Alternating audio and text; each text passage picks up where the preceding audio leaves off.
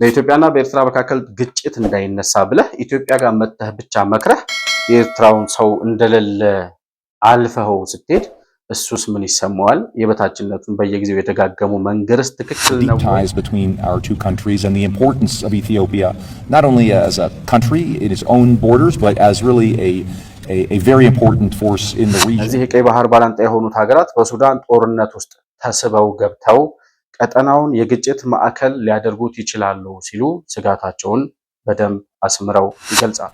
If we look at today, it's a bright day here in Ethiopia and it's a bright day for all our futures. So thank you for having us. እነዚህ ሁሉ ሀገራት ባለስልጣናቶቻቸውና ሚኒስትሮቻቸውን ወደ ኢትዮጵያ በአንድ ወር ውስጥ የላኩበት ምክንያት ምንድን ነው? በ2026 ምን ተፈጠረ?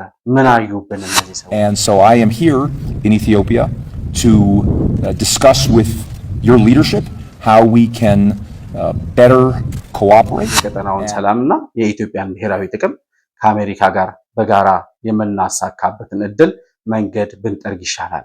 ኢሳያስን ባለበት ርሳው ብለው I'm really excited to be here. It's the 90th anniversary of the Ethiopian Air Force. It's exciting for me to be able to fly again on the V-22s that brought us in here from the US Marine Corps. የአፍሪካ ቀንድን ሰላም ለማስፈን ከዛም ሲቀጥል የአፍሪካ ቀንድን ለማተራመስ የሚያስችል አቅም እንዳላት አሜሪካም ዓለምም ተገንዝበዋል ማለት ነው።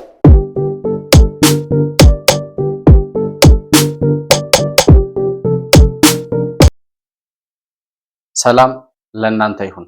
የተከበራችሁ የመሆን መልቲሚዲያ ቤተሰቦች እንደምን አላችሁ?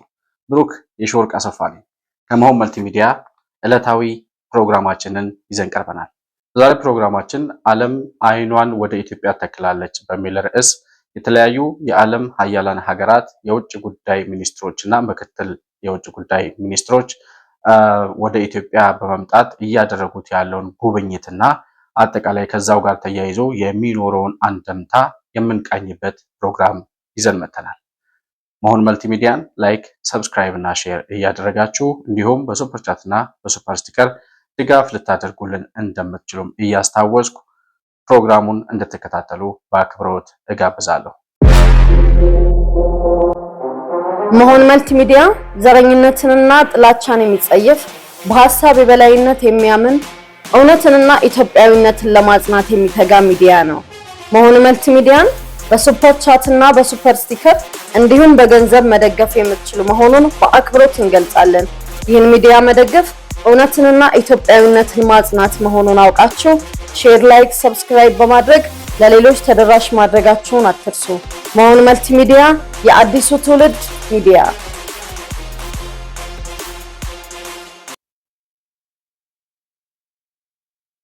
እንግዲህ በዚህ በ2026 በፈረንጆቹ ማለት ነው 2026 ዓመተ ምህረት ከገባ ገና ጃንዋሪ መጨረሻው ላይ ነው ያለነው። ዛሬ ጃንዋሪ 29 እንግዲህ በዚህ ጊዜ ውስጥ ገና በአንድ ወር ጊዜ ውስጥ ማለት ነው ወደ 7 የሚሆኑ ሀገራት ታላላቅ ሀያላን ሀገራት የሚባሉት ማለት ነው እነሱ የውጭ ጉዳይ ሚኒስትሮቻቸውንና ምክትል የውጭ ጉዳይ ሚኒስትሮቻቸው ወደ ኢትዮጵያ እየመጡ ጉብኝት እያደረጉ ያሉበት ሁኔታ እንዳለ እየተመለከትን ነው።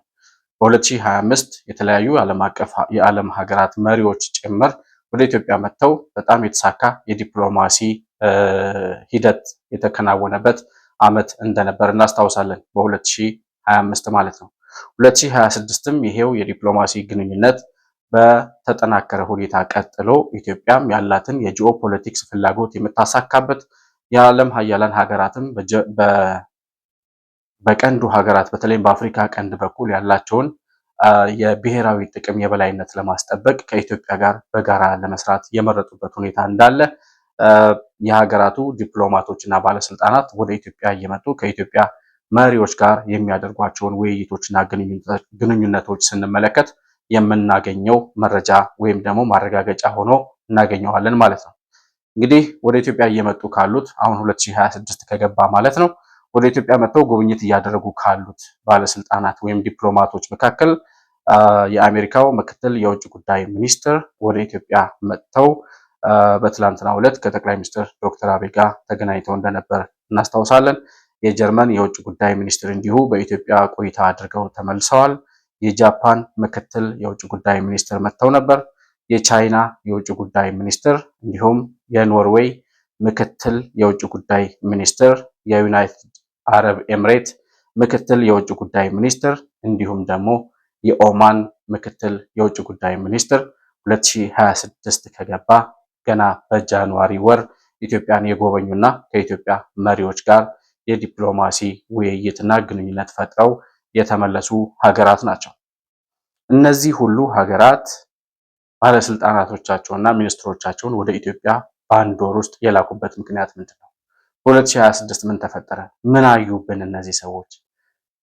መቼም ሰላም ሊሉን ሊጠይቁን ኑሮ እንዴት ነው ተመቻችሁ ሆይ ሊሉን አይደለም የሚመጡት። እነሱም የራሳቸውን ጥቅም ይዘው ይመጣሉ።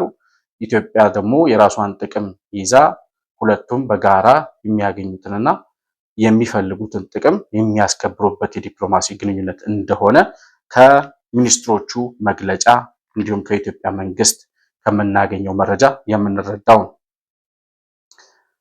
እንግዲህ በዋናነት ወይም በተለይም ትኩረት አድርገን የምንመለከተው የአሜሪካው የውጭ ጉዳይ ሚኒስትር ወደ ኢትዮጵያ የመጡበትን ሁኔታ ነው። እንግዲህ በቅርቡ ዶናልድ ትራምፕ ከአባይ ግድብ ጋርም ተያይዞ በግብጽ በኩል ያለውን የፖለቲካ አተካሮ እፈታለሁ ያሉበትን ሂደት እናስታውሳለን።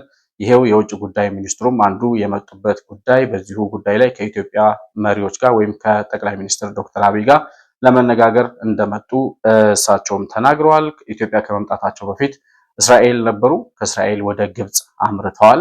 እንግዲህ ከእስራኤል ወደ ግብጽ የሚሄዱበት ምክንያት አሜሪካ በጋዛ ሰርጥ በኩል ወይም በጋዛ ነዋሪዎች መካከል ያለውን ከእስራኤልና ከጋዛ ነዋሪዎች ጋር ያለውን ግንኙነት ለመፍታት ግብጽን እንደ ፖለቲካ መጠቀሚያ ልትጠቀምባት እንደምትፈልግ ወይም ደግሞ የጋዛን ነዋሪዎች በግብጽ ሲናይ በረሃ አካባቢ ለማስፈር በሚፈልጉት መጠን ያንን ለማሳካት እየሰሩ እንደሆነ እንረዳለን። ከእስራኤል ወደ ግብጽ የሚያመሩበት ምክንያት አንዱ በጋዛ ጉዳይ ግብጽን እና እስራኤልን ለማስማማትና ለማወያየት እንደሆነ ይታወቃል። ከዚያ በኋላ ግብጽ ከቆዩ በኋላ ወደ ኢትዮጵያ መጥተዋል። የውጭ ጉዳይ ምክትል ሚኒስትሩ ማለት ነው። ዋናው የአሜሪካ የውጭ ጉዳይ ሚኒስትር ማርኮ ሮቢዮ የሚባሉት ናቸው። የእሳቸው ምክትል ናቸው። አሁን በእስራኤልም ከዛ በግብጽ ከዛ ወደ ኢትዮጵያ የመጡት ማለት ነው። እንግዲህ ይሄ የውጭ ጉዳይ ምክትል ሚኒስትሩ ግብጽ ቆይተው ወደ ኢትዮጵያ የመጡበት ምክንያት አንዱ ከአባይ ግድብ ጋር ተያይዘው ዶናልድ ትራምፕ ያነሱትን ያደራድራለሁ ጥያቄ ለማነጋገርም አንዱ እግረ መንገዳቸውን የመጡበት ጉዳይ እሱ እንደሆነም ይገመታል። እንግዲህ እነዚህ የውጭ ጉዳይ ሚኒስትሩ ወደ ኢትዮጵያ ሲመጡ ብቻቸውን አይደለም የመጡት። ግብጽና እስራኤል ሲሄዱ በእርግጥ ብቻቸውን ነበሩ።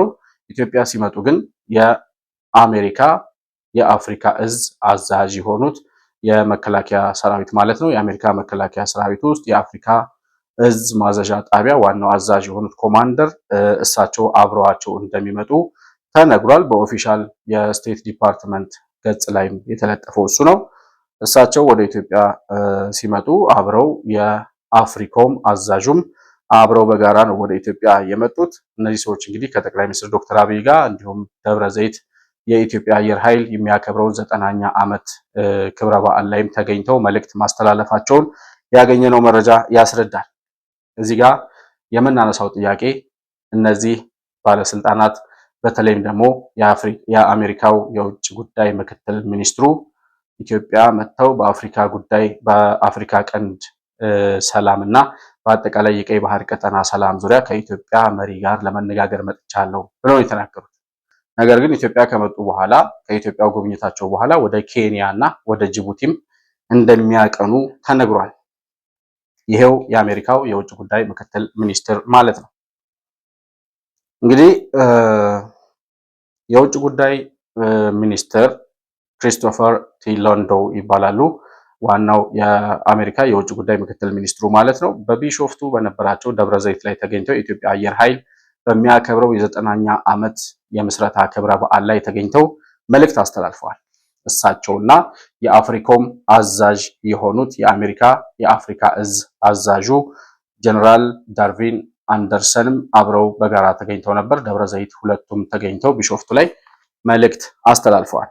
with you in Ethiopia and to participate in this air show, which we hope will only grow larger every year and bring even more American participation and be part of a deepening of relations between our country, both on the military perspective and on the political perspective. Secretary Rubio was very disappointed a few months ago when he was unable to come to Ethiopia. He was supposed to be here last year in recognition of the deep ties between our two countries and the importance of Ethiopia, not only as a country in its own borders, but as really a very important force in the region. And we think together we can play a stronger role to resolve some of the regional conflicts. And so I am here in Ethiopia to discuss with your leadership how we can better cooperate and move forward together so that both our countries will be safer, stronger, and more prosperous.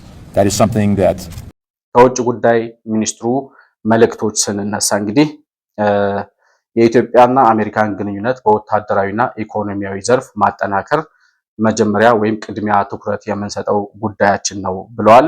በሁለተኛ ደረጃ በኢትዮጵያ አየር ኃይል ትርኢት ላይ የአሜሪካ አየር ኃይል ሲሳተፍ ማየት እፈልጋለሁ ብለዋል። እንግዲህ የኢትዮጵያ አየር ኃይል ባሳየው የኤር ሾው ፕሮግራም ላይ የዩናይትድ አረብ ኤምሬት ፓይለቶች አብረው በጋራ ተገኝተው ዝግጅቱን እንዳደመቁት እናስታውሳለን። ከዚያው ጋር ተያይዞ እንግዲህ የአሜሪካው የውጭ ጉዳይ ምክትል ሚኒስትሩ የአሜሪካ አየር ኃይል አባላትም ከኢትዮጵያ አየር ኃይል ጋር አብረው የኤር ሾው ላይ ቢሳተፉና ሲሳተፉ ማየትም እፈልጋለሁ ሲሉ አስተያየት ሰጥተዋል። ማርኮ ሩቢዮ ባለፈው 2025 ዓ.ም ወደ ኢትዮጵያ መጥተው ጉብኝት ለማድረግ ይዘውት የነበረው ፕሮግራም በመሰናከሉ ተስተጓጉሎ በመቅረቱ እሳቸው ማርኮ ሩቢዮ ማዘናቸውንም አብረው አያይዘው ገልጸዋል። በመጨረሻ ያሉት ነገር ምንድነው? ኢትዮጵያ ከራሷ ተሻግራ የምስራቅ አፍሪካንና የቀይ ባህርን ቀጠና ለማስከበር የቀይ ባህርና የአፍሪካ ቀንድን ሰላም ለማስፈን ከፍተኛ የሆነ የማይተካ ሚና የምትጫወት ሀገር ናት ሲሉ መልእክታቸውን አስተላልፈዋል። ዋናው የመጣሁበትን ምክንያት በእነዚህ ጉዳዮችና በሌሎች ተያያዥ ጉዳዮች ላይ ከኢትዮጵያ መሪ ጋር ለመምከር ነው የመጣሁት ሲሉ መልእክታቸውን አስተላልፈዋል። የአፍሪኮም አዛዥ የሆኑት ወይም የአሜሪካ ጦር ሰራዊት የአፍሪካ እዝ አዛዥ የሆኑት አፍሪኮም የሚባለው የአሜሪካ የጦር ኃይል ማዘዣ ጣቢያ ማለት ነው ዳግቪን አንደርሰን ይባላሉ ጀነራሉ። እሳቸውም እንደተናገሩት I'm really excited to be here. It's the 80th anniversary of the Ethiopian Air Force. It's exciting for me to be able to fly again on the V-22s that brought us in here from the U.S. Marine Corps. So for me, it was just a great day to be back in the air and to be at an air show. Nothing better as a fellow aviator than to be out here sharing those experiences. But I very much appreciate the fact that we can come out here and speak a common language. And that common language is aviation. It doesn't matter who you are or where you're from. It's not just security. It's also an economic opportunity. It's an opportunity for innovation and development as some of those new technologies that are being brought from across the world, but also right here in Ethiopia, where Ethiopians are looking to the future and trying to develop their own technologies, their own capabilities. And that's the same reason many of us all, doesn't matter what nation, wear this uniform and continue to serve, is so that we can help ensure a brighter future for our children. And if we look at today, it's a bright day here in Ethiopia, and it's a bright day for all our futures. So thank you for having us. በኢትዮጵያ አየር ኃይልና በኢትዮጵያ አየር መንገድ ምስረታ ላይ የአሜሪካውያን ተሳትፎ በታሪክ ሲዘከር ይኖራል ሲሉ መልእክት አስተላልፈዋል። እንግዲህ ይሄ አየር ኃይልንም ስትመሰርቱ አየር መንገድንም ስትመሰርቱ እኛ ያለንበት የኛ ድጋፍ አለበት ለማለት ያው ነገር ጣል ለማድረግ የሞከሩበት ነው። እኛም ደግሞ እናንተም እኮ በእንግሊዝ ቅኝ ግዛት ስር የነበራችሁ ቅኝ ተገዢዎች ናችሁ፣ ማንም የማንንም ድጋፍ ሳያገኝ የተሻለ ነገር ላይ እየደረሰ የለም የሚል መልእክት ያው በመሆን መልቲሚዲያ በኩል እናስተላልፍላችኋለን ማለት ነው። ከዛ ሲቀጥሉ ምንድነው ያሉት? ዛሬም የጋራ ፍላጎቶቻችንና ስጋቶቻችንን በጋራ ለመመከት የጋራ ፍላጎቶቻችንን በጋራ ለማሳካት የጋራ ስጋቶቻችንን ደግሞ በጋራ ለመመከት በወታደራዊና በኢኮኖሚ ዘርፍ በትብብር ለመስራት ቁርጠኛ ነን። አሜሪካ ቁርጠኛ ናት ከኢትዮጵያ ጋር በእነዚህ ጉዳዮች ላይ ተባብሮ ለመስራት ሲሉ መልእክት አስተላልፈዋል። እንግዲህ ከዳግቪን አንደርሰን ከሚባሉት የአፍሪኮም ዋና አዛዥ ጀነራል እንጀምርና ምን ማለት ነው የጋራ ፍላጎቶቻችንና የጋራ ስጋቶቻችንን በጋራ ለመመከትና በጋራ ለማሳካት ለመስራት ቁርጠኛ ነን ሲሉ ምን ማለታቸው ነው?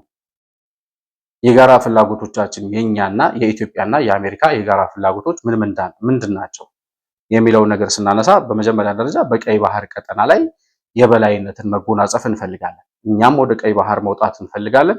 ቀይ ባህር ላይ የራሳችንንም የአካባቢውንም ሰላም ማስጠበቅ የምንችልበትና የቀይ ባህር የባህር በር አክሰሳችን የምናገኝበትን እድል መፍጠር እንፈልጋለን። ለዛ ቁርጠኛ ሆና ኢትዮጵያ እየሰራች እንደሆነ ይታወቃል። አሜሪካም በቀይ ባህር ላይ ወይም በአፍሪካ ቀንድና በቀይ ባህር ቀጠና ዙሪያ ላይ ያላትን የበላይነት ማስጠበቅ ትፈልጋለች። ቻይና በአካባቢው ላይ እያደረገች ያለችውን መንሰራፋት ለመግታትና የአሜሪካን የበላይነት በቀጠናው ላይ ለማስፈን አሜሪካም ይሄ ፍላጎት አላት ማለት ነው። ስለዚህ የጋራ ፍላጎቶቻችን የሚባሉት እነዚህ ናቸው። በቀይ ባህር ቀጠና ላይ የበላይነትን መጎናጸፍ፣ የራስንም የአካባቢውንም ሰላም መጠበቅና ማስጠበቅ ማለት ነው።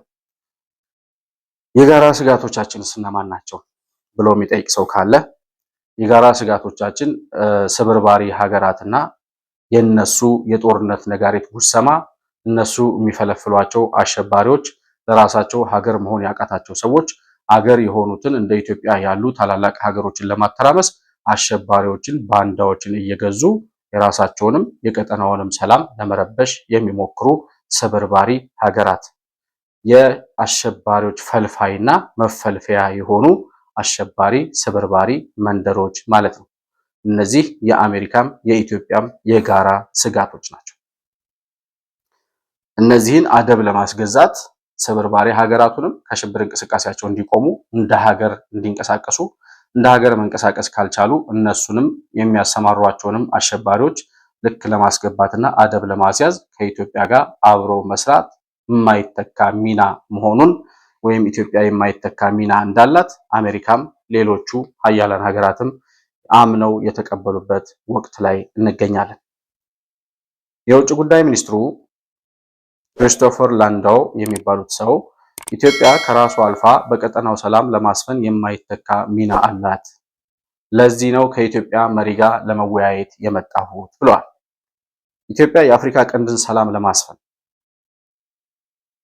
ከዛም ሲቀጥል የአፍሪካ ቀንድን ለማተራመስ የሚያስችል አቅም እንዳላት አሜሪካም ዓለምም ተገንዝበዋል ማለት ነው።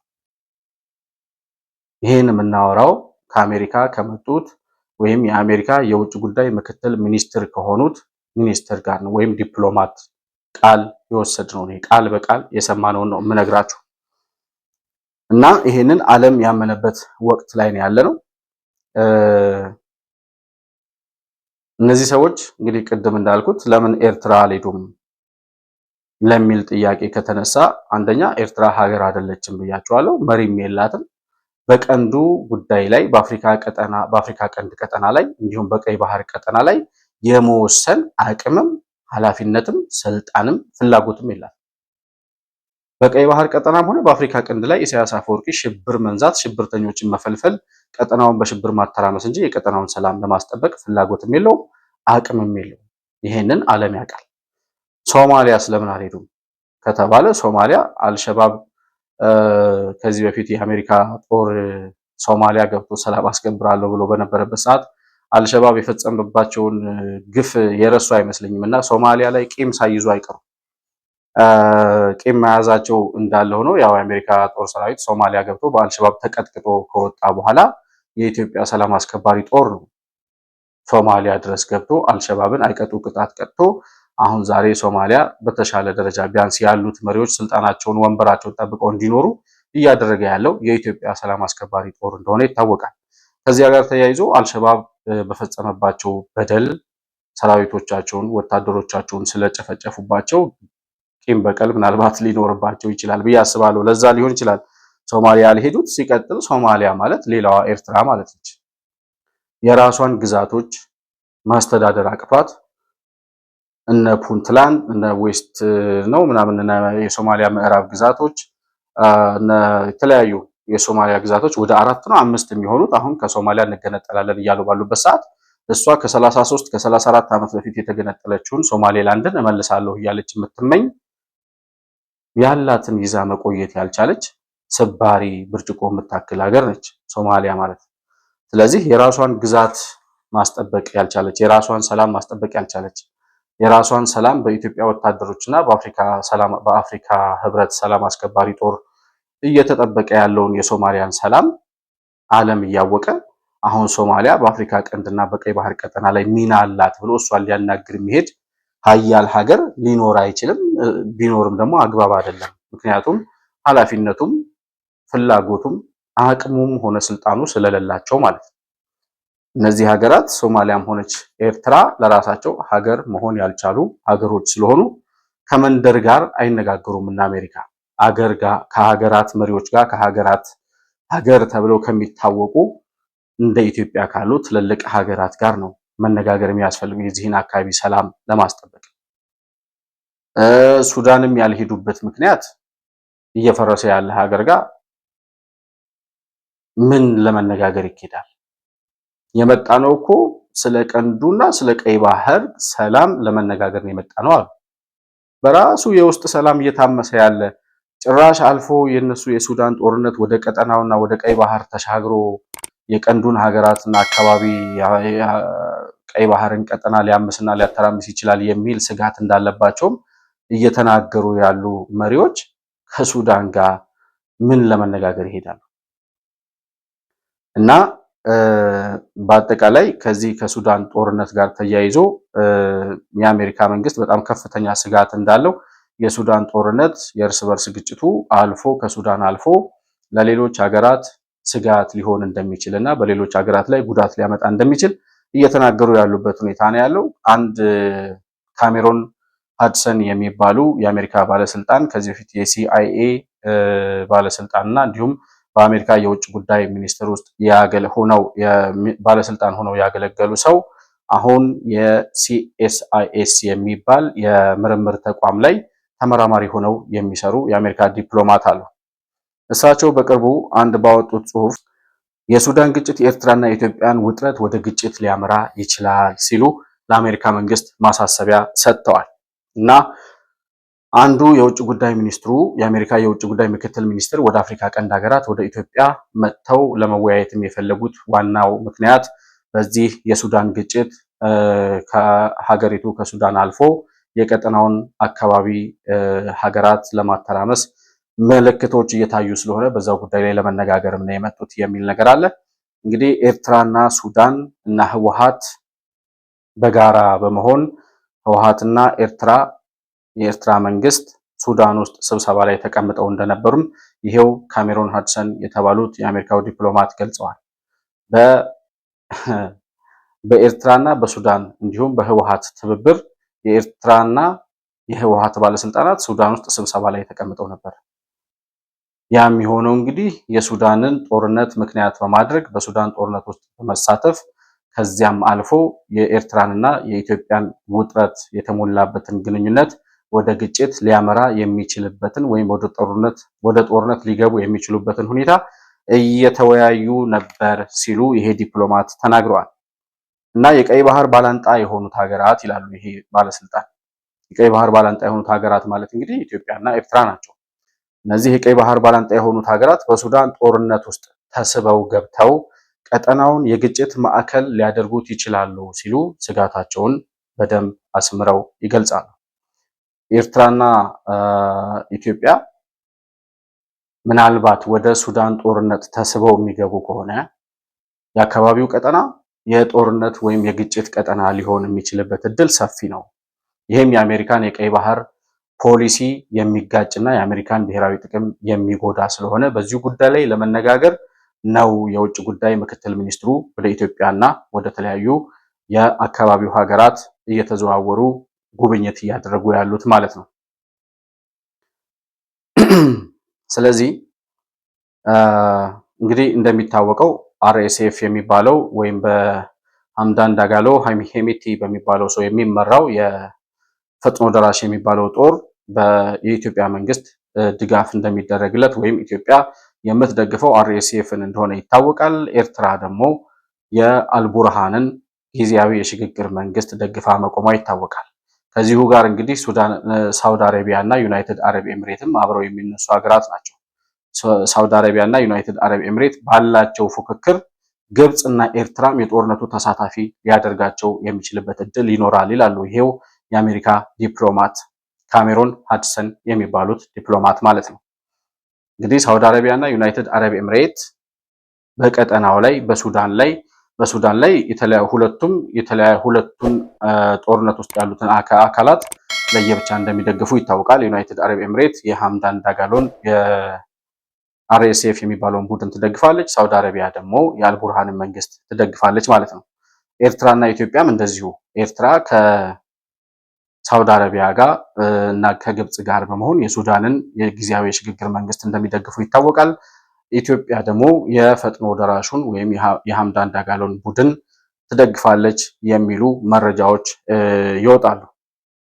ስለዚህ የውጭ ጉዳይ ሚኒስትሩ የመጡበት ጉዳይ በእነዚህ በሱዳንና በኤርትራና በኢትዮጵያ መካከል ያለው ግጭት እንዳይስፋፋ የሱዳንን ግጭት ምክንያት አድርጎ እንዲሁም ሳውዲ አረቢያ እና ዩናይትድ አረብ ኤምሬት በአካባቢው ላይ ያላቸውን የበላይነት ለማስፈን በሚያደርጉት ፉክክር ግብጽ እና ኤርትራ የጦርነቱ ተሳታፊ ሊሆኑ የሚችሉበት እድል ስለሚኖር በዛ ሁኔታ ከተሳተፉ ደግሞ በተለይ ኤርትራ ተስባ ወደ ሱዳን ጦርነት የምትገባ ከሆነ ያንን ምክንያት በማድረግ በኢትዮጵያና በኤርትራ መካከል ያለውን ውጥረት ወደ ጦርነት ይዘውት ሊገቡ የሚችሉበት እድል ሰፊ ነው ሲሉ ነው ትንታኔ የሚሰጡት።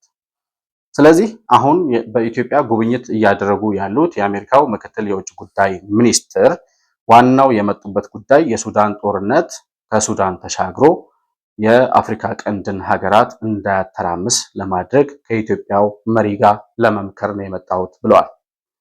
የጋራ ፍላጎት አለን።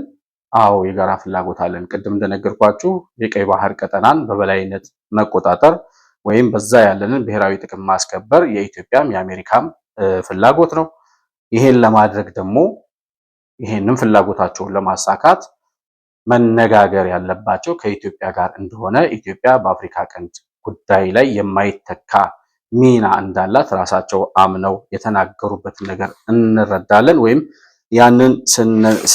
ያን ስንሰማ የምንረዳው ማረጋገጫ ቃል ይሆናል ማለት ነው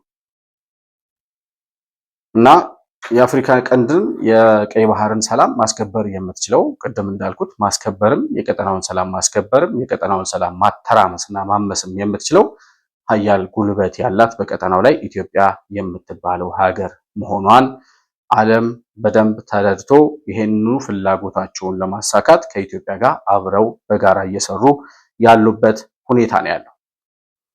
እንግዲህ የጋራ ፍላጎታችን ቀይ ባህር ነው ካልን የጋራ ጠላቶቻችን ደግሞ እንቅፋት እየሆኑ ያስቸግሩን ስብርባሪ ሀገራቶች ናቸው ካልን አሜሪካም ሆነች የዓለም መንግስታት በቀጠናው ላይ ያላቸውን ፍላጎት ለማሳካት ከኢትዮጵያ ጋር በጋራና በትብብር መስራት ለነገ የማይባል ወይም ደግሞ አማራጭ የሌለው ምርጫ መሆኑን በደንብ ተረድተው ነው ከኢትዮጵያ ጋር እየተነጋገሩ ያሉት። አሁን በኢትዮጵያና በኤርትራ ጉዳይ ላይ ኢትዮጵያና ኤርትራ ወደ ጦርነት እንዳይገቡ የሱዳን ጦርነት መነሻ ሆኖ ወይ ምክንያት ሆኖ በኢትዮጵያና በኤርትራ መካከል ያለው ውጥረት ወደ ጦርነት እንዳይገባ ስጋት ስላለን ከኢትዮጵያው መሪ ጋር ለመነጋገር መጣን ማለት ምን ማለት ነው? አንተ ከሆነ ሰው ጋር ተጋጭተሃል፣ ተጣልታችኋል ከሆነ ሰው ጋር ብለን እናስብ። ከዛ እኔ መጣው ላስታርቃችሁ መጣሁኝና አንተ ጋር የተጣላውን ሰው ትቼ አንተን ብቻ አናግሬ በቃ ጸቡን ምንም አያደርግ ምናምን በሚል ነገርም ቢሆን ዋናው የተጋጨውን ሰው ሳላናግር አንተን ብቻ አናግሬ ከተመለስኩኝ ምን ማለት ነው? በኢትዮጵያና በኤርትራ መካከል ግጭት እንዳይነሳ ብለህ ኢትዮጵያ ጋር መተህ ብቻ መክረህ የኤርትራውን ሰው እንደሌለ አልፈኸው ስትሄድ እሱስ ምን ይሰማዋል? የበታችነቱን በየጊዜው የተጋገሙ መንገርስ ትክክል ነው ወይ? በዛ ላይ ደግሞ ሲቀጥልስ የሚነግረን ምልክት ወይም የሚነግረን ነገር ምንድን ነው የሚለውን ነገር በደንብ ማየት ያስፈልጋል።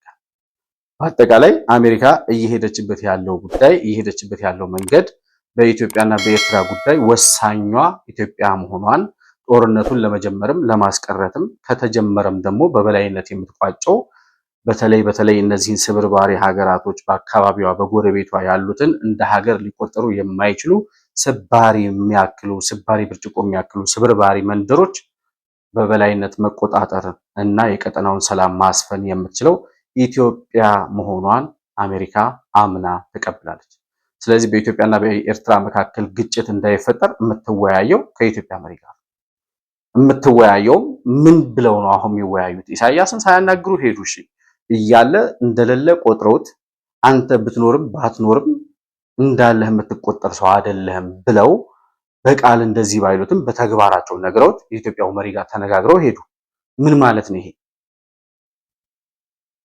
ከአብቹ ጋር የሚነጋገሩት አሁን ምንድነው? እኔ ስገምት አሁን ዝም ብዬ አንድ የተጣላውን ሰው ያኛውን ትቶ አንዱን ብቻ አናግሮ የሚሄድ ሰው ካለ እኔ አሁን የውጭ ጉዳይ ሚኒስትሩ አብቹ ጋር ሄደው ኢሳያስን ቶ እሱን ግድ የለም እሱ ድሮም የሚረባ ሰው አይደለም፣ እሱ ድሮም አቅሙን የማያቅ ለአካባቢው ሰላምም ለአካባቢው ረብሻም አስተዋጽኦና ሚና የሌለው ተራ የሆነች ስባሪ የሆነች መንደር ክፍለ ሀገር የሚመራ ሰው ነው።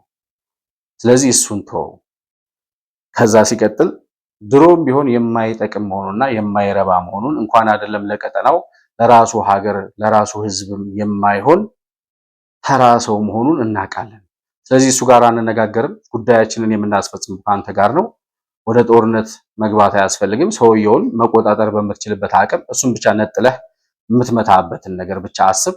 ከዛ በተረፈ የቀጠናውን ሰላምና የኢትዮጵያን ብሔራዊ ጥቅም ከአሜሪካ ጋር በጋራ የምናሳካበትን እድል መንገድ ብንጠርግ ይሻላል፣ ኢሳያስን ባለበት እርሳው ብለውት ነው የሄዱት። እንደዚህ ከመባል አገር እየመራሁ ነው ብለህ በአንተ ጉዳይ ላይ አንተ ሳትመክር አንተ ተጣልቼዋለሁ ከምትለው ጠላቴ ነው ከምትለው ሰው ጋር የዓለም ልዕለ ኃያል ሀገራት መሪዎች መጥተው ተነጋግረው ሲመለሱ ኢሳያስ አፈወርቂ ምን እንደሚሰማው አላውቅም። ማለት የሰው ልጅ ተከብሮ በጋራ እንልማ በጋራ እንደግ እያለች ኢትዮጵያ እየለመነች ያንን እድል አልቀበልም ብሎ እንደ ሀገር አክት ማድረግ አቅቶት መንደርነቱን በራሱ አንደበት እየገለጠ ለዓለም እያሳየ አይ ከተራ ሰፈር ከሆነች ስባሪ የምታክል መንደር ጋርማ አንነጋገርም ካበደ ውሻ ጋር አናወራም እያለ ዓለም ሁሉ እንደዚህ ሲጸየፈው ምን እንደሚሰማው አላውቅም። በአጠቃላይ ግን የጋራ ፍላጎቶቻችንን በጋራ እናሳካለን፣ የጋራ ጠላቶቻችንን በጋራ እንደመስሳለን። የቀጠናውንና የአፍሪካ ቀንድንና የቀይ ባህርን ቀጠና ሰላም ኢትዮጵያና አሜሪካ በጋራ ያስከብራሉ ተባብለው ነው የውጭ ጉዳይ ሚኒስትሩና አብቹ የተለያዩት በአጠቃላይ። ስለዚህ ኢትዮጵያ በቀጠናው ላይ ያላትን የበላይነት ለዓለም ያሳየችበትና ያስመሰከረችበት ዓለም አምኖ የተቀበለበት ወቅት ላይ እንገኛለን የምንለው በዚህ ምክንያት የዓለም ልዕለ ኃያል ሀገራት በአፍሪካ ቀንድና በቀይ ባህር ቀጠና ላይ ያላቸውን ጥቅም ለማስከበር በመጀመሪያ መወያየት ያለባቸው ከኢትዮጵያ ጋር እንደሆነ አምነው ተቀብለዋል። የቀይ ባህር ቀጠናና የአፍሪካ ቀንድን ብቻ ሳይሆን በመላው አፍሪካ ያላቸውን የበላይነት ለማስከበር እንደ ጌትዌይ መጠቀም የሚችሉትና ያለባቸው እውነታውም ኢትዮጵያ ጋር መተባበር እንደሆነ አምነው የተቀበሉበት ወቅት ላይ እንገኛለን። የኢትዮጵያ የቀይ ባህር አክሰስ ባለቤትነት፣ የቀይ ባህር የአሰብ ወደብ ባለቤትነት ሳይታለም የተፈታ ነው። ዓለም አምኖ የተቀበለው ነው።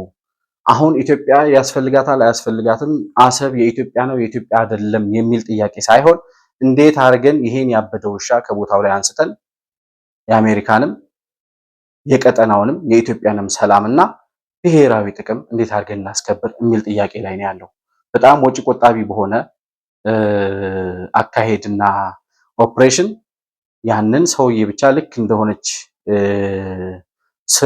ስር እንኳን ያለው አይመስለኝም። ኢሳያስ አፈወርቂ ቀስ ብሎ እሱን ነቅሎ የአካባቢውንም የኢትዮጵያንም ሰላም ማስጠበቅ ስለሚቻልበት ጉዳይ በምን አይነት ዘዴ እንፈጽመው የሚል ጉዳይ እንጂ ይፈጸም አይፈጸም የሚል ጥያቄ እንደሌለ አሁን እያየን ያለነው የዓለም ሁኔታ ስንረዳ ወይም ስንገመግም የምንረዳው ይሄ ጉዳይ ነው። ስለዚህ ማጠቃለያችን የሚሆነው ነገ ወይም ከነገ ወዲያ ከወር በኋላ ወይም ከሁለት ወር በኋላ ከሳምንት በኋላ አናቅም መቼ እንደሚሆን። ነገር ግን የሆነ ቀን ከተኛንበት ስንነሳ አብቹ የአሰብ ወደብ ቁልፉን ተቀብሎ ምናልባትም አሰብ ወደብ ላይ ሂዶ ልክ ኤርትራ ሂዶ ሰርፕራይዝ እንዳደረገን የአሰብ ወደብን ዜና በሰበር ዜና የምንሰማበት የአሰብ ወደብ ወደ ባለቤቱ ወደ ቤቱ ተመለሰ የሚለውን ዜና ዓለም አምኖ ተቀብሏል። ያንን የተቀበለውን ሂደት ያፈጻጸሙ ሁኔታ ሲሳካና የዓለም መንግስታት ጋር በምንስማማበት አካሄድ ኢሳያስ አፈወርቂ ነጥሎ በመምታት ካልሆነም ደግሞ ጉዳዩን በግድ እንዲቀበል በማድረግና የዘረፈውን ንብረት እንዲመልስ በማድረግ የአሰብ ወደብ ባለቤትነታችንን በሰበር ዜና የምንሰማበት ቀን እጅግ በጣም እየቀረበ መምጣቱን ከሰሞኑ የምናያቸው ዓለም አቀፍ ሁኔታዎች ያስረዳሉ። በአሜሪካው የውጭ ጉዳይ ሚኒስትርና የተለያዩ ዲፕሎማቶች ወደ ኢትዮጵያ መጥተው የጎበኙበትን ምክንያትና አንድምታውን የዳሰስንበት ፕሮግራም ይህን ይመስላል። ዶናልድ ትራምፕ ባነሱት የአባይ ግድብ ያደራድራለው ጥያቄ ጉዳይ ላይ የሚነሱ አዳዲስ መረጃዎችን በሌላ ፕሮግራም የምንመለስባቸው ይሆናል። ለዛሬ የነበረኝ ፕሮግራም ይህንን ይመስላል። መሆን መልቲሚዲያን ላይክ፣ ሰብስክራይብ እና ሼር በማድረግ ቤተሰብ መሆናችሁን አትርሱ። በሱፐር ቻት እና በሱፐር ስቲከር እንዲሁም ከታች በምናስቀምጠው የንግድ ባንክ አካውንት ድጋፍ ልታደርጉልን እንደምትችሉ ለማስታወስ እወዳለሁ። ከፕሮግራሙ ጋር አብራችሁ ስለነበራችሁ እጅግ በጣም አድርጌ አመሰግናለሁ። በሌላ ፕሮግራም እስከምንገናኝ ድረስ ሰላም በያላችሁበት ለእናንተ ይሁን። መሆን መልቲሚዲያ ዘረኝነትንና ጥላቻን የሚጸየፍ በሐሳብ የበላይነት የሚያምን እውነትንና ኢትዮጵያዊነትን ለማጽናት የሚተጋ ሚዲያ ነው። መሆን መልቲሚዲያን በሱፐር ቻት እና በሱፐር ስቲከር እንዲሁም በገንዘብ መደገፍ የምትችሉ መሆኑን በአክብሮት እንገልጻለን። ይህን ሚዲያ መደገፍ እውነትንና ኢትዮጵያዊነትን ማጽናት መሆኑን አውቃችሁ ሼር፣ ላይክ፣ ሰብስክራይብ በማድረግ ለሌሎች ተደራሽ ማድረጋችሁን አትርሱ። መሆን መልቲሚዲያ የአዲሱ ትውልድ ሚዲያ